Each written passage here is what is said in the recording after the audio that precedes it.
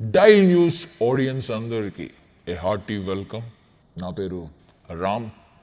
నాకు ఒక అన్నయ్య ఉన్నాడు. యాక్చువల్లీ మేము ట్విన్ బ్రదర్స్.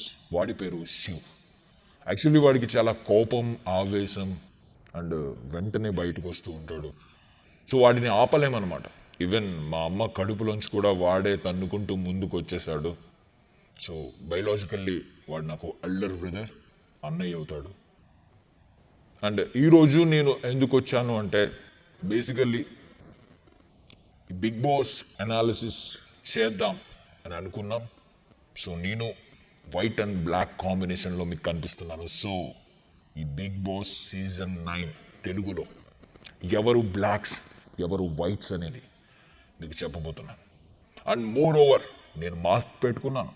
ఈవెన్ మా అన్నయ్య ఆ శివ్ కూడా మాస్క్ పెట్టుకుంటాడు. కానీ బిగ్ బాస్లో ప్రతి ఒక్కరి మాస్క్ తీయడమే మా ఈ లక్ష్యం.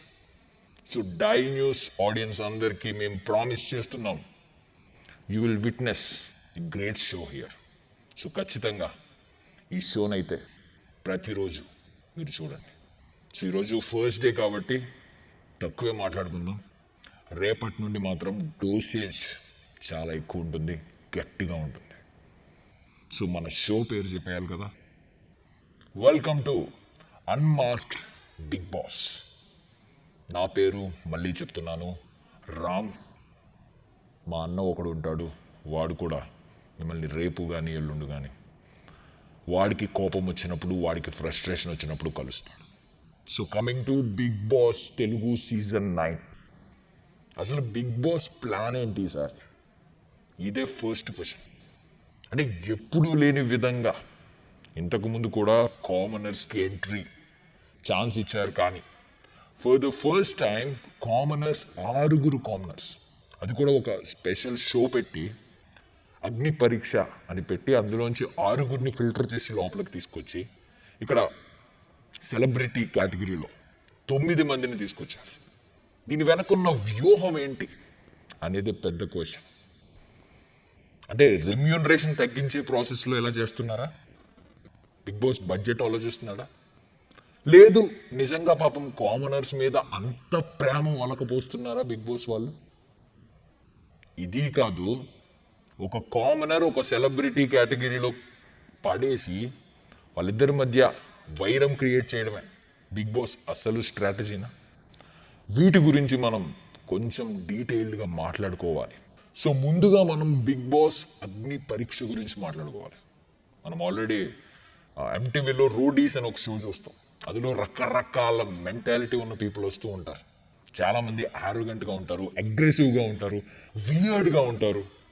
అక్కడ జడ్జెస్ కూడా కొంతమందిని డైరెక్ట్ వెళ్ళి స్లాప్ చేసిన సందర్భాలు ఉన్నాయి, తిట్టిన సందర్భాలు ఉన్నాయి, గెట్ అవుట్ అన్న సందర్భాలు కూడా ఉన్నాయి. సో మేబీ నేను అనుకోవడం ఈ షో అక్కడి నుండి ఐడియాని అడాప్ట్ చేసుకుని తీసుకున్నారు. ఈవెన్ అమెరికా గాట్ టాలెంట్ అని ఒక షో కూడా ఉంది, ఒక Hollywood show, TV show. So అది కూడా బాగా సక్సెస్ఫుల్ ఫార్ములానే. సో ఒక సక్సెస్ఫుల్ ఫార్ములాని అడాప్ట్ చేస్తున్నారు కాబట్టి ఖచ్చితంగా బిగ్ బాస్ అగ్ని పరీక్ష సక్సెస్ అవుతుంది అని వాళ్ళు 100% ధీమాగా ఉన్నారు. ఈవెన్ ఆడియన్స్ వ్యూస్ పరంగా కావచ్చు, స్పందన పరంగా కావచ్చు, బిగ్ బాస్ అగ్ని పరీక్ష యాజ్ ఆఫ్ నౌ సక్సెస్ఫుల్ అనే చెప్పాలి. సో అక్కడ 6 ఎవరైతే ఎంటర్ అయ్యారో వాళ్ళ 6 కూడా ఆల్మోస్ట్ ప్రతి ఒక్కరు అబ్జర్వ్ చేశారు. వాళ్ళ బిహేవియర్ ఏంటి, వాళ్ళ ఆలోచన విధానం ఎలా ఉంటుంది, వాళ్ళ నెక్స్ట్ మూవ్ ప్యాటర్న్ ఏంటి, ఇవన్నీ కూడా అనలైజ్ చేస్తున్నారు ఆడియన్స్ కూడా. So coming to celebrity category, ఇప్పుడు 9 మందిని తీసుకొచ్చి ఇందులో పాడేశారు. ఆల్రెడీ 6 ఫిల్టర్ చేసి వాళ్ళని తీసుకొచ్చి ఇందులో పాడేశారు. సో ఇక్కడ నాకు తెలిసినంత వరకు చాలామంది ఏమనుకుంటారంటే సెలబ్రిటీలు కదా, వీళ్ళు జస్ట్ కామన్ పీపుల్ కదా, సో వీళ్ళకంటే సెలబ్రిటీలకి ఎక్కువ అడ్వాంటేజ్ ఉంటుంది. ఫస్ట్ వీక్లో లేదు సెకండ్ వీక్లో, ఈ ఫస్ట్ ఫ్యూ వీక్స్లో ఎక్కువగా కామనర్స్ ఎలిమినేట్ అయిపోతారేమో అనే ఆలోచన చాలామందికి ఉండొచ్చు. బట్ ద ట్రూత్ ఈస్ ఈ కామనర్స్ కూడా ఆల్రెడీ కొన్ని ఎపిసోడ్స్ ద్వారా ఆడియన్స్కి పరిచయం అయ్యారు. ఇంకా బాగా మాట్లాడుకుంటే వీళ్ళు బయట మనం చాలా ఫిక్షనల్ క్యారెక్టర్స్గా వీళ్ళ యాక్టింగ్ కానీ వీళ్ళ టాలెంట్ కానీ చూసుండొచ్చు. బట్ మనం వీళ్ళ రియల్ బిహేవియర్ని ఎక్కువగా అబ్జర్వ్ చేయలేదు. బట్ ఇక్కడ కామనర్స్ బిహేవియర్ ఏంటి, వాళ్ళ ఒరిజినాలిటీ ఎలా ఉంటుంది అనేది మనం ఆల్రెడీ అబ్జర్వ్ చేసాం. కాబట్టి ఎక్కువ అడ్వాంటేజ్ కామనర్స్కి మాత్రమే ఉంటుంది ఇఫ్ కామనర్స్ కరెక్ట్గా ఉండగలిగితే. సో ఈరోజు మనం 15 మంది ఉన్నప్పటికీ మహా అయితే ఒక 5 గురించి మాట్లాడుకుందాం. ఎందుకంటే ఇంకా బయటకు రావాల్సిన వాళ్ళు, వాళ్ళకున్న మాస్కులు తీయాల్సిన వాళ్ళు చాలామంది ఉన్నారు. అండ్ అది మాస్కేనా లేక వాళ్ళ బిహేవియరే అంతా అనే డైలమా కూడా మనలో కూడా చాలా మట్టుకుంది కొంతమంది మీద. సో జడ్జ్ చేయడానికి ఇది పర్ఫెక్ట్ టైం ఇంకా కాదు. కాబట్టి మనం కొంతమంది నుంచే మాట్లాడుకుందాం. ఎవరైతే ఈ 2-3 ఎపిసోడ్స్లో కొంచెం హైలైట్ అవుతున్నారు, వాళ్ళ స్ట్రాటజీ, ఆ పన్నాగం ఏంటో మనకి కొంచెం అర్థమవుతుందో వాళ్ళ గురించి మనం మాట్లాడుకుందాం. సో ముందుగా బిగ్ బాస్ గత సీజన్లు అన్నిటిలో చూసుకుంటే ప్రతి సీజన్లో ఒకడు ఉంటాడు, వాడు God father to that season అని ఫీల్ అవుతూ ఉంటాడు. అంటే ఏంటంటే హౌస్ మొత్తాన్ని తన గ్రిప్లో పెట్టుకోవాలి, తన గుప్పెట్లో ఉంచుకోవాలి, మొత్తం అంతటిని నేనే కంట్రోల్ చేయాలి, ద కంట్రోలింగ్ సుప్రీం అథారిటీ అవ్వాలి అని కోరుకుంటూ ఉంటారు. మనం ఫస్ట్ సీజన్ నుండి చూసుకుంటే కొంచెం వయసు ఎక్కువ ఉన్నా, మెచ్యూరిటీ ఎక్కువ ఉన్నా, సొసైటీలో వాళ్ళకు ఒక పెద్ద వ్యక్తి అనే ఇమేజ్ ఉన్నా, ఈవెన్ అక్కడున్న కంటెస్టెంట్స్ అందరిలో ఇతడు లీడ్ చేసే స్వభావం కనిపిస్తుంటే, మిగిలిన వాళ్ళందరూ ఇతడి మాట వినేలా కనిపిస్తుంటే, వాళ్ళు ఆ గాడ్ ఫాదర్ కుర్చీ కోసం ముందుగానే ఖర్చు వేసి కూర్చుంటారు. సో అలాంటి వాళ్ళు మనం గతంలో చూసుకుంటే కొంతమంది ఉన్నారు. బాబు గూగనేని, కత్తి మహేష్, అమ్మా రాజశేఖర్, బాబా భాస్కర్. సో ఇలాంటి వాళ్ళకి ఎప్పుడు అడ్వాంటేజ్ దక్కలేదు. వాళ్ళు సీజన్ మధ్యలోనే ఉన్న పేరుని పోగొట్టుకుని ఎలిమినేట్ అయ్యారు. కానీ లాస్ట్ 2 సీజన్స్ మీరు అబ్జర్వ్ చేస్తే ఎవరైతే ముందు నుంచి హౌస్ని తన గుప్పెట్లో పెట్టుకోవాలి, హౌస్కి తనే కంట్రోలింగ్ సుప్రీం అథారిటీ అవ్వాలి అనుకున్నారో, లైక్ ప్రీవియస్ సీజన్ కాకుండా ప్రీవియస్ సీజన్లో శివాజీ, తర్వాత నిఖిల్. సో వీళ్ళిద్దరికీ మాత్రం చాలా అడ్వాంటేజ్ వచ్చింది. ఎవరైతే హౌస్ని లీడ్ చేస్తున్నారో, మన సందీప్ రెడ్డి వంగ సినిమాలో చెప్పినట్టు ఆల్ఫా మెన్ లా ఎవరైతే ఉంటున్నారో వాళ్ళకి మాత్రం సీజన్లో ఖచ్చితంగా అడ్వాంటేజ్ ఉంటుంది. సో ఇప్పుడు ఈ సీజన్లో గాడ్ ఫాదర్ కుర్చీ కోసం ఇద్దరు కర్చీఫ్లు పట్టుకుని తిరుగుతున్నారు. ఆల్రెడీ ఒక వ్యక్తి కర్చీఫ్ వేసినట్టే వేశాడు, ఇంకో వ్యక్తి ఆ కర్చీఫ్ లాగి తన కర్చీఫ్ వేద్దామని ట్రై చేస్తున్నారు. వాళ్ళిద్దరూ ఎవరంటే, ఒకటి సెలబ్రిటీ కేటగిరీలో వచ్చిన భరణి, 2 మన కామనర్గా వచ్చిన హృదయ మానవ్ అలియాస్ హరీష్. ఇంకా బాగా చెప్పాలంటే ఆడియన్స్ పాయింట్ ఆఫ్ వ్యూలో గుండు. చాలామంది అంటున్నారు గుండు గేమ్ ఆన్ అని చాలామంది అంటున్నారు. ఎందుకంటే మనోడు ఎంత అగ్రెసివ్గా మాట్లాడగలడు అనేది ఆల్రెడీ ఫస్ట్ ఆడిషన్లోనే మనకు చూపించాడు. సో నిన్న కూడా భరణి అండ్ మన హరీష్ మధ్య గొడవ చూసినప్పుడు హరీష్ చాలా ఫ్రస్ట్రేట్ అయ్యి, ట్రిగ్గర్ అయ్యి చాలా అగ్రెసివ్ అయ్యాడు. ఒక పాయింట్లో ఇది పెద్ద వైరం, ఈ వైరం కొన్ని డేస్ కంటిన్యూ అవుద్దేమో, ఒకరినొకరు ఏకవచనంతో పిలవడం, రెస్పెక్ట్ తీసేసి డిస్రెస్పెక్ట్ఫుల్గా మాట్లాడడం మనం అబ్జర్వ్ చేసాం. కానీ హృదయ మానవ్ మళ్ళీ తన హృదయాన్ని, తన మానవ హృదయాన్ని బయటకు తీసి నువ్వు నాకు అన్నలాంటి వాడివని చెప్పి వెళ్ళి హగ్ చేసుకున్నాడు. ఈవెన్ భరణి కూడా తన ఏకవచనంతో మాట్లాడడం తప్పని, ఆ టైంలో ఫ్రస్ట్రేషన్లో ఉన్నానని తను కూడా రియలైజ్ అయ్యి మాట్లాడాడు. సో ఇద్దరు కూడా ఆ గాడ్ ఫాదర్ కుర్చీ కోసం ఎవరి పాటలు వాళ్ళు పడుతున్నారు. ఇద్దరు కూడా ఆ కుర్చీకి అర్హత ఉన్న వాళ్ళే అనిపించేలా ఉన్నారు.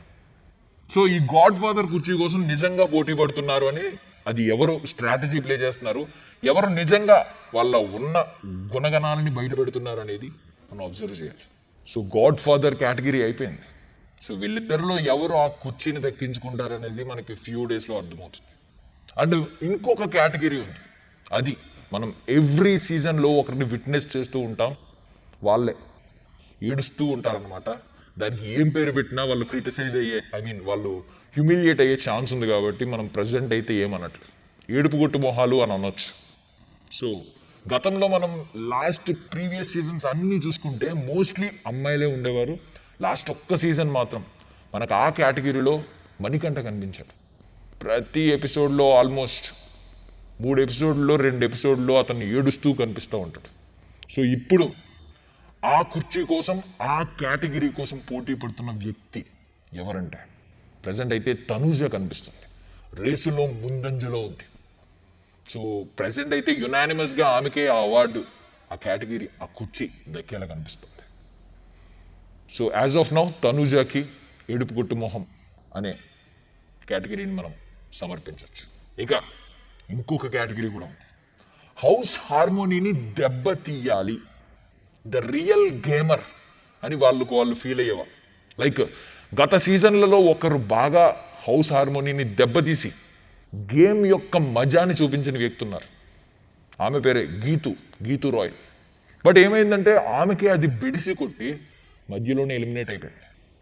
అప్పటి వరకు స్ట్రాంగ్ కంటెస్టెంట్ అనుకున్న వ్యక్తులు కూడా ఏంటి మీకు దిమాక్కుందా లేదా అన్నట్టుగా ఒక్కసారిగా వెళ్ళిపోయింది. సో ఇప్పుడు ఆ కేటగిరీలో సంజన, తెలుసు కదా, బుజ్జిగాడు సినిమాలో ప్రభాస్ పక్కన రెండో హీరోయిన్, మన త్రిషాకి చెల్లి అనమాట. సో ఆమె పోటీ పడుతుంది. ఆమె గురించి ఒక మానవీయ కోణంలో ఒకటి మాట్లాడుకోవాలి. ఏమంటే ఆమె ఒక 5 నెలల బేబీ ఆమెకుంది. అంటే డెలివరీ అయిన తర్వాత 5 నెలలకి ఆమె బిగ్ బాస్ హౌస్లోకి వచ్చింది.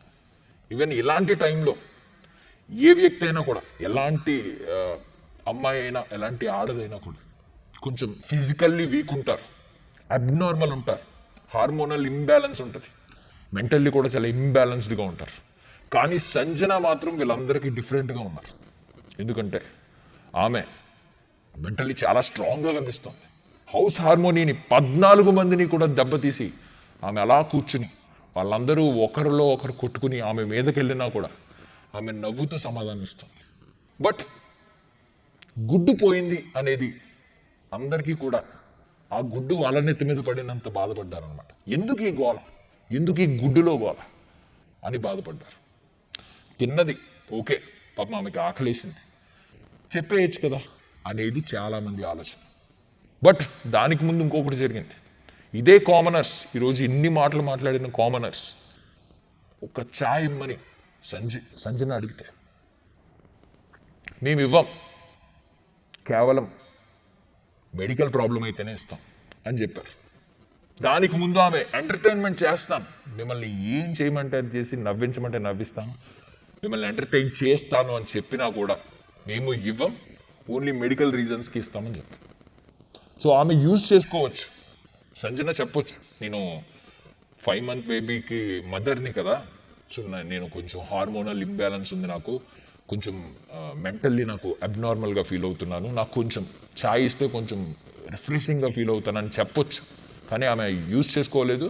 బట్ ఎక్కడో హౌస్ హార్మోనీని కావాలనే దెబ్బతీసి గేమ్ యొక్క మజాని చూడాలి అనుకుంటుందా అనే డౌట్ అయితే వస్తున్నాను.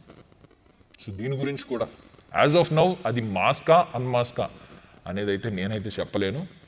బట్ కొన్ని రోజుల్లో ఒకవేళ అది మాస్క్ అయితే మాత్రం మనమే అన్మాస్క్ చేసి రియల్ క్యారెక్టర్ని మీ ముందు పెడతాం. ఒకవేళ అది తన న్యాచురల్ ఇన్స్టింక్ట్ అయితే మాత్రం మనం అప్రిషియేట్ చేయాల్సిందే. అండ్ ఇంకా మిగిలిన వాళ్ళు కూడా ఉన్నారు, కామనర్ కేటగిరీలో ఉన్న మిగిలిన 5 అండ్ ఈవెన్ ఇక్కడ సెలబ్రిటీ హోదాలో ఉన్న మిగిలిన 7 సో వీళ్ళు ఇంకా ఎలివేట్ అవ్వట్లేదు. బట్ ఇంకొక సంఘటన నాకు కొంచెం బాధ అనిపించింది. ఏంటంటే మన రాము రాథోడ్, అతనిని మన మర్యాద మనీష్ అని తనకు తాను పేరిచ్చుకున్న వ్యక్తి కొంచెం డైరెక్ట్గా అన్నాడు, నువ్వు ఫేక్, నువ్వు సింపతి గేమ్ ఆడుతున్నావు అని చెప్పి, విచ్ ఈజ్ రాంగ్ అనిపించింది. అంత స్ట్రైట్గా మొహం మీద నువ్వు ఫేక్, నువ్వు సింపతి గేమ్ ఆడుతున్నావు అన్నట్టు మాట్లాడడం ఖచ్చితంగా తప్పు విషయం. సో డియర్ మర్యాద Manish, that is not your game. మేమున్నాం, ఎవరు ఫేక్, ఎవరు మాస్క్ పెట్టుకున్నారు, ఎవరు సింపతి గేమ్స్ ఆడుతున్నారు, ఎవరు స్ట్రాటజీతో ఉన్నారు, ఇవన్నీ మేము బయట పెడతాం. అది మా గేమ్, మాకు వదిలేసి మీరు మీ గేమ్ ఆడాల్సిందిగా మనవి చేస్తున్నాను. So that is today's episode. So ఈ రోజుకి ఈ ఎపిసోడ్ ఇంతటితో ఎండ్ చేద్దాం. రేపటి నుండి డీప్గా మాట్లాడుకుందాం. I will talk to my brother Shiv కూడా వస్తే ఇంకోస్త ఎనర్జెటిక్గా ఈ ఎపిసోడ్ ఉంటుంది. సో నేను వాడిని కూడా రమ్మని చెప్తాను. సో యాజ్ ఆఫ్ నౌ అయితే మీకైతే గుడ్ బై చెప్తున్నాను. మళ్ళీ కలుద్దాం, డీటెయిల్డ్గా మాట్లాడుకుందాం రేపటి నుండి. Stay tune to Dial News, especially unmasked Bigg Boss show. Thank you.